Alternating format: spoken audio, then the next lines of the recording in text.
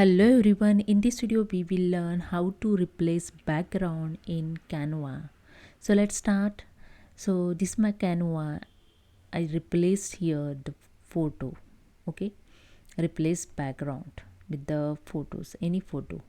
So I just click on here the in elements, and in element you can see the photo options. Okay, see all. I just click on the see all, and these are all photos. Okay, so I simply click on one photo. So I just click on this photo, and you can see the photo is inserted. Now I want the background of this photo.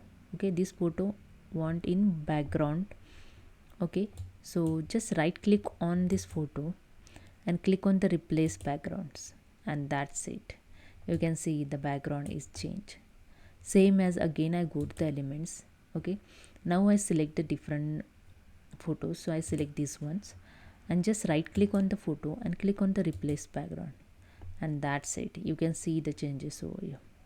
So you can easily insert any photo and right click on it and replace with the background. Okay, so hope you understand. If you like this video, please subscribe. Thank you so much.